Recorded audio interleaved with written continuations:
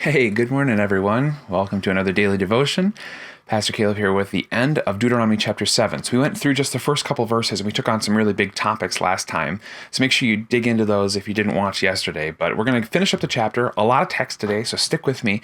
But it's a big idea, and the idea is idolatry, and we really need to talk about that and show how it still manifests itself today in our lives. So I'm going to read the text from Deuteronomy 7. You can follow along in the description of the video or podcast. This is what you are to do to them. Break down their altars, smash their sacred stones, cut down their Asherah poles, and burn their idols in the fire. For you are a people holy to the Lord your God. The Lord your God has chosen you out of all the peoples on the face of the earth to be his people, his treasured possession. The Lord did not set his affection on you and choose you because you were more numerous than other peoples, for you were the fewest of all peoples. But it was because the Lord loved you and kept the oath he swore to your ancestors, and he brought you out with a mighty hand and redeemed you from the land of slavery, from the power of Pharaoh, king of Egypt. Now know therefore that the Lord your God is God. He is the faithful God, keeping his covenant of love to 1,000 generations of those who love him keep his commandments. But those who hate him will repay to their face. He will repay to their face by destruction. He will not be slow to repay to their face those who hate them. Therefore, take care to follow the commands, decrees, and laws I give you today. If you pay attention to those laws and are careful to follow them, then the Lord your God will keep his covenant of love with you, as he swore to your ancestors. He will love you and bless you and increase your numbers. He will bless the fruit of your womb, the crops of your land, your grain, new wine, and olive oil, the calves of your herds and the lambs of your flocks in the land he swore to your ancestors to give you. You will be blessed more than any other people. None of your men or women will be childless, nor will any of your livestock be without young. The Lord will keep you free from every disease. He will not inflict on you the horrible diseases you knew in Egypt, but he will inflict them on all who hate you. You must destroy all the peoples the Lord your God gives over to you. Do not look on them with pity, and do not serve their gods, for it will be a snare to you. You may say to yourselves, these nations are stronger than we are. How can we drive them out? But do not be afraid of them. Remember well that what the Lord your God did to Pharaoh and to all Egypt. You saw with your own eyes the great trials, the signs and wonders, the mighty hand and outstretched arm with which the Lord your God brought you out. The Lord your God will do the same to all the peoples you now fear. Moreover, the Lord your God will send the hornet among them until even the survivors who hide from you will have perished. Do not be terrified by them, for the Lord your God who is among you is a great and awesome God. The Lord your God will drive out those nations before you little by little. You will not be allowed to eliminate them all at once, or the wild animals will multiply around you. But the Lord your God will deliver them over to you, throwing them into great confusion until they are destroyed. He will give their kings into your hand, and you will wipe out their names from under heaven. No one will be able to stand up against you. You will destroy them. The images of their gods you are to burn in the fire. Do not covet the silver and gold on them, and do not take it for yourselves, or you will be ensnared by it. For it is detestable to the Lord your God. Do not bring a detestable thing into your house, or you, like it, will be set apart for destruction. Regard it as vile and utterly detest it, for it is set apart for destruction. This is God's word. So the big concept here, and we're going to spend our whole time on this today, is idolatry. God says when you go into the land, make sure you destroy all of the idols and don't worship any of the idols. And don't intermarry with the people of the land because you'll start to worship their idols. Don't have any mercy on those people. Push them out, push their religion out, and only practice the religion of the true God. Believe in the true God, trust in him, worship him alone, or things are going to go bad for you. If you do follow God, then well, things are going to go well for you. Of course, this is, in their context, means like lots of children, which of course is a blessing, which we've talked about before. Lots of prosperity in their crops and in their animals. They're going to be safe from diseases and attacks. God is going to fight for them against other nations. Like all these good things are going to happen. And maybe those things in a proper way aren't going to happen for us. But God says that if we follow his commands, it's going to go well for us. If we hear those commands, remember those commands, keep, guard, protect those commands, then well, it's going to go pretty well for us in this life. So what is this concept of idolatry? I think modern people tend to think that the old-timey people, the Bible-timey people, they were, all in this idolatry thing, and they had the wooden carvings and the statues, and they would worship the false gods and all of this, which is what actually happened to Israel. God says this stuff, and then they go off the rails and start worshiping all these their false gods. They actually never cleared out all of the false religion from the promised land. They never really actually possessed the promised land in the whole because, Well, they didn't listen to God, who said, don't intermarry and don't worship their gods. And then, well, they did that, and, and it didn't work out so well for them. So this concept of idolatry, we kind of think is sort of an old-timey thing, but it really is a modern thing. In fact, one author that I heard recently said that we tend to think that those people were very religious and that we're kind of irreligious, or our problem in North America is that we're irreligious. He would say, and I would agree with him, actually, we're more religious. We worship even more things than those people did. They worshiped gods of the sun and the weather because of their crops, and they gods of fertility so that they could have babies or their animals could have babies and that sort of thing. But we worship so many gods ourselves. Just think of the religious behavior that we have in so many things that aren't actual, like, proper religion, right? Things that we would consider as like public religions, like Christianity. I actually just made a list of things, and I want to walk through those things with you and try to help you see like the nature of our religious activity and the way that we treat these things like they are actually part of a religion. So if you don't mind, I'm going to grab my list here, and I'm just going to walk through some of these for you. First of all, the idol of sports. We are tying our emotions to the success or failure of a group of people in a battle that's not even really a battle, that doesn't actually matter for anything, because they fight for our city, even though they're essentially mercenaries, and many of them are not from our city and don't care about our city. But we will tie our emotions, our peace, our joy, our happiness, whether we had a good day or a bad day, to whether or not our sports team wins. We will also take time to sacrifice our children to sports. We will either, for ourselves and our own sports, like make children sacrifice, or we'll actually put children into sports because we think that maybe they're going to be successful in those sports. Except the fact of the matter is, if your kid can hit a free throw but can't get into heaven, that's not a really good thing. Actually, what would be more important is if we would worship the true God. How about money? Well, we will check our investments. We will plan for our future. We will feel secure about our future if we have a solid retirement or if there's money in the bank for us.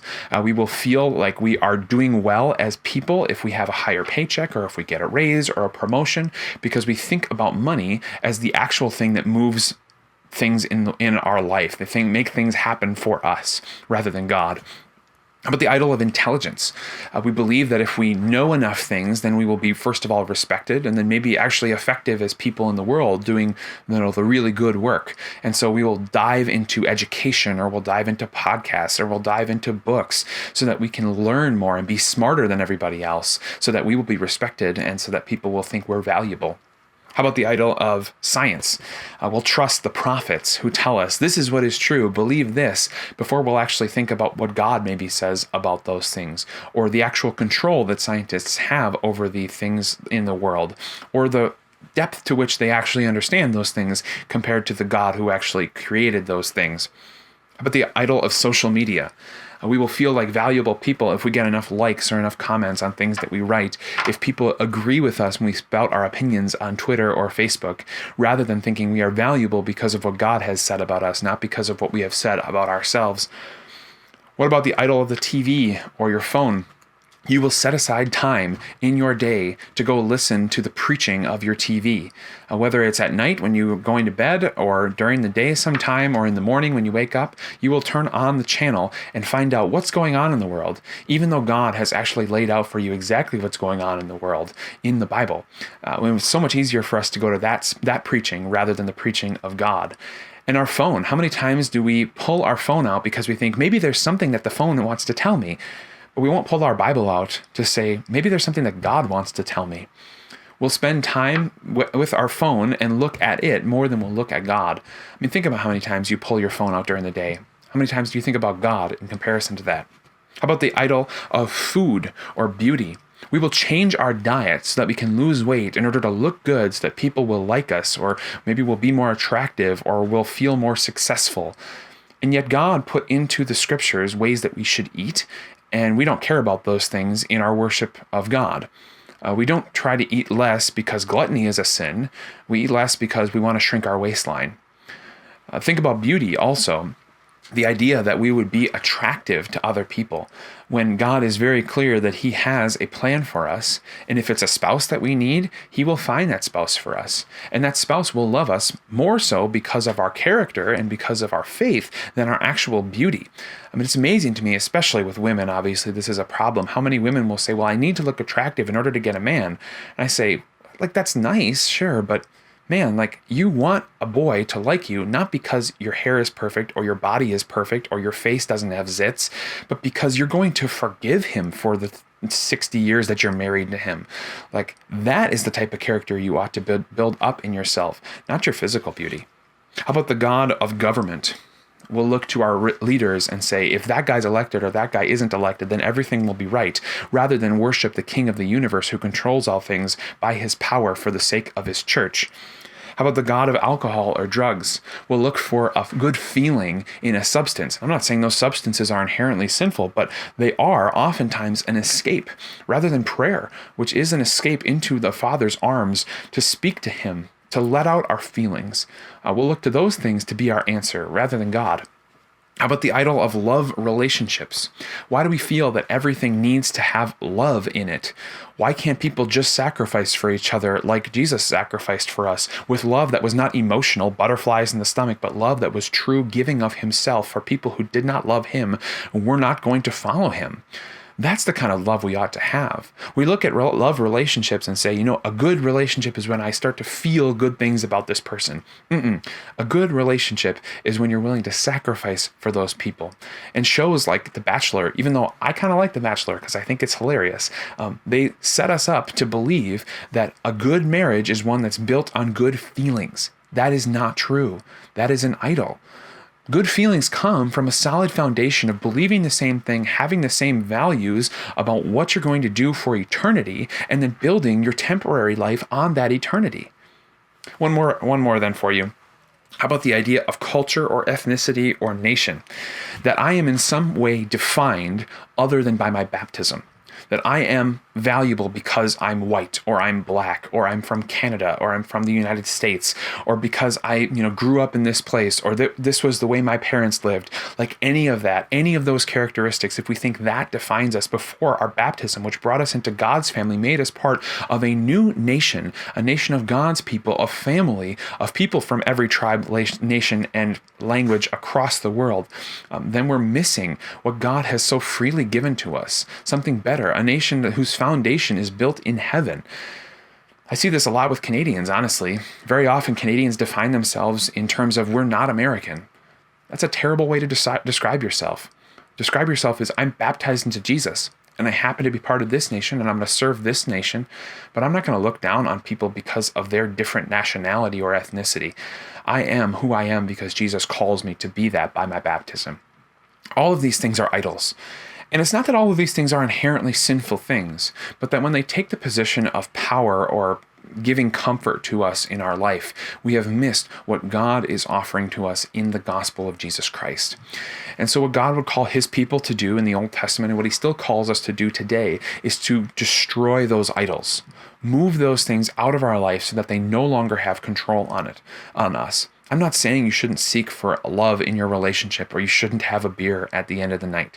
But I'm saying if those things are taking up a space that God should be occupying, that's idolatry. And it's going to be slow. Just like God says in the text that this is going to happen little by little in the nation of the land of the promised land. This will happen little by little in your life. But Christians are constantly looking for their idols and crucifying those idols with Christ so that they can more fully worship God. That happens through community very often. You can see a number of your own idols, but you very really need to have somebody else in your life who is looking out for your idols for you too, because you often can't see many of them. So get in community, look to crucify your idols, drive them out of your life, and worship the true God and him only, because, well, he was willing to give up his entire life for you. And so working to get closer and closer to giving your entire life to him is just the least we can do. Thanks for spending time with me for a daily devotion. We'll get into chapter 8 next time. If you like what we're doing, make sure you like and subscribe to our channel and share this content so other people can find it. And if you want to keep watching, click the links that are on the screen right now on YouTube so that you can. I'll catch you next time.